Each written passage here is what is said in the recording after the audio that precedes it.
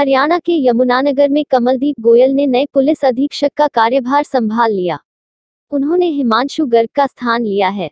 अपने प्रथम पत्रकार सम्मेलन में कमलदीप गोयल ने बताया कि अभी देश व प्रदेश में महामारी से निपटने के लिए सरकार के दिशा निर्देशों का पालन किया जाएगा। लोगों को दिशा निर्देशों बारे जागरूक किया जाएगा और जरूरत पड़ी तो एक्शन भी लिया जाएगा। व्यवस्था उसको लेकर कि क्या कदम रहेंगे?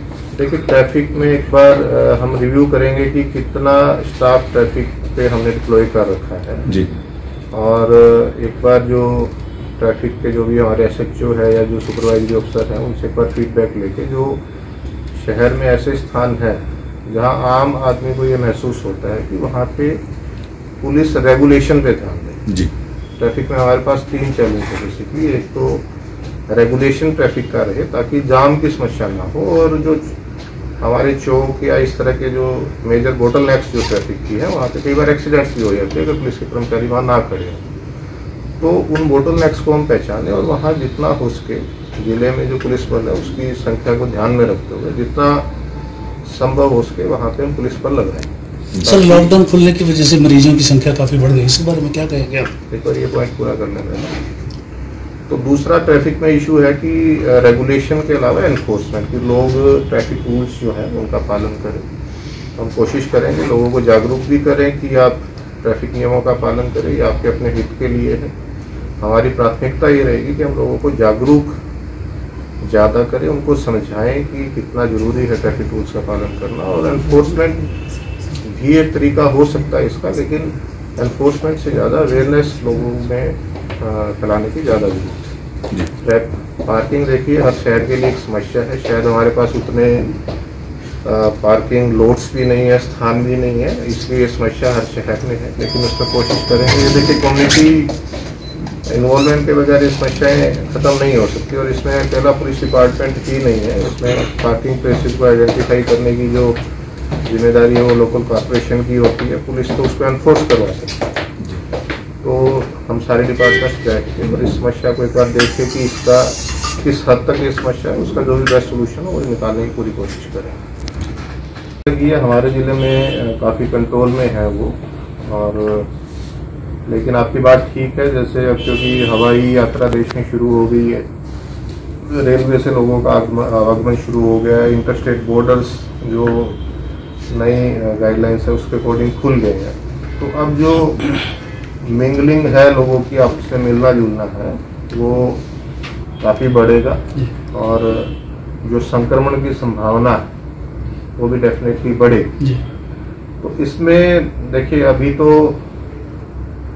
कहीं न कहीं ये आम जनता पे भी ये बात काफ़ी लागू होती है कि वो अपने आप को कितना नियमों का पालन करते हुए इस चीज़ से बचा सकते हैं। और कानून के दायरे में रह के हम जितना एक्शन लोगों के खिलाफ ले सकते हैं, जितना अवेयर कर सकते हैं लोगों को, उतना करने की कोशिश करेंगे। जो बेसिक चीज़ें हैं कि लोग जैसे मास्क पहनना कंपल्सरी, तो इसके बारे में पूरी कोशिश रहेगी कि अवेयर किया जाए लोगों को। जो पुलिस की हमारी पेट्रोलिंग गाड़ियाँ हैं या एसएचओज हैं वो अपने एरिया में लोगों को जागरूक करें और एक्शन भी ले अगर उनको लगता है कि किसी ने मास्क नहीं डाल रखा है। दूसरा जो सोशल डिस्टेंसिंग है उसका कोशिश की जाएगी कि उसका हम लोगों को समझाएं कि ये क्यों जरूरी है। तो उसका पालन करने के लिए देखिए, इसमें मैं डी साहब के साथ ही बैठूंगा कि हम किस तरह से क्या कर सकते हैं। हम एरिया वाइज टीम्स भी बना सकते हैं जो स्पेसिफिकली सिर्फ जो लॉकडाउन के नॉर्म्स, जो कोविड-19 के डायरेक्टिव्स, उसका पालन करवाने के लिए special teams can be employed, जिसमें सिविल के अधिकारी भी, तो एरिया वाइज उनको बांटा जा सकता है। और उसमें देखिए, रोकथाम का तो यही तरीका। अब कानून अगर इजाजत दे रहा है एक आदमी को तो एक जगह से दूसरी जगह जाने के लिए, तो उसको हम नहीं रोक सकते। सरकार ने अगर काम धंधे भी खोल दिए हैं, जैसे अब तो इसका नाम ही अनलॉक 1, तो इकोनॉमिक एक्टिविटीज तो डेफिनेटली शुरू होंगी। तो हम किसी को ये नहीं कह सकते कि आप दुकान बंद कीजिए, या जो सरकार का आदेश है कि इतने बजे से इतने बजे तक दुकान खुलेगी या ये एक्टिविटी अलाउड है, वो सब हम उसको स्टॉप नहीं कर सकते। लोगों को जागरूक किया जा सकता है। हाँ, अभी तक जो एक्टिविटीज सरकार के निर्देश से बंद है, मान लीजिए शादी में 50 से ज़्यादा आदमी नहीं होने चाहिए, ये इस तरह के जितनी भी अभी रेस्ट्रिक्शंस हैं उस पर हमारा पूरा फोकस रहेगा कि उस रेस्ट्रिक्शंस को किसी तरीके से कोई वायलेट ना करे।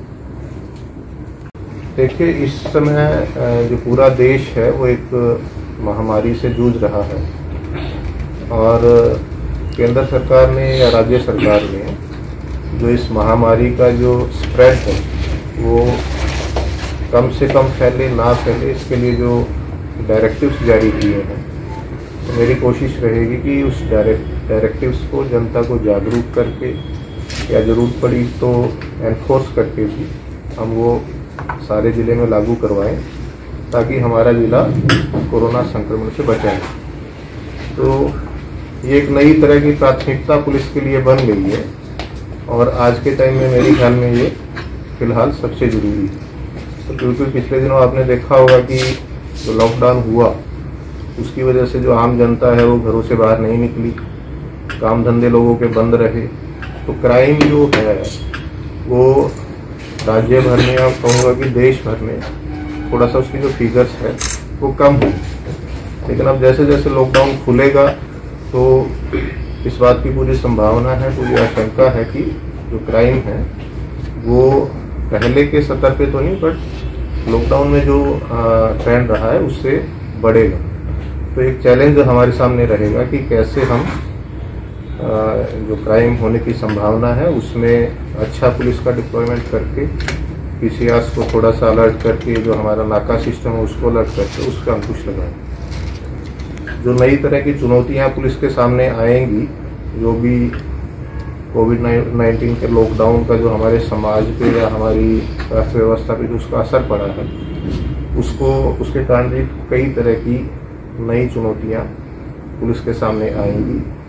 तो कैसे हम उन चुनौतियों का सामना करें और जो हमारी लोकल पुलिस है उसको उसके लिए सक्षम करें, तो इसमें भी हमें पूरे ध्यान देने की ज़रूरत है। बाकी जो बेसिक पुलिस का वर्क है कि थाने में जो भी आदमी जाए उसकी कानून के अनुसार सुनवाई हो, कोई गरीब है, कोई अमीर है, किसी भी जाति का है, किसी भी धर्म का है, इन सब बातों से ऊपर उठ के हम जनता की बात को सुने और कानून संगत जो भी किसी भी समस्या का समाधान हो सकता है वो समाधान उसको दें।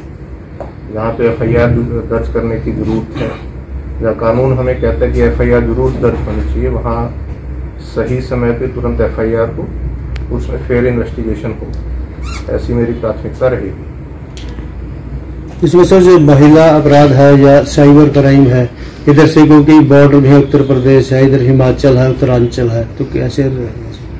देखिए, महिला विरुद्ध अपराध में बिल्कुल कानून में स्पष्ट लिखा है कि आपको तुरंत प्रभाव से एफआईआर दर्ज करनी। तो मेरी प्राथमिकता ये रहेगी कि अगर किसी भी थाने में कोई महिला विरुद्ध अपराध रिपोर्ट होता है तो थानेदार बगैर इस बात में उलझे कि आरोप झूठा है सच्चा है, तुरंत प्रभाव से एफआईआर करे और उसमें उसके बाद सही दिशा में बिल्कुल जो फैक्ट बेस्ड है, एविडेंस बेस्ड है, वो इन्वेस्टिगेशन करे। जो एफआईआर सही है, सच्ची है, उसमें अभियुक्त जल्दी से जल्दी गिरफ्तार हो।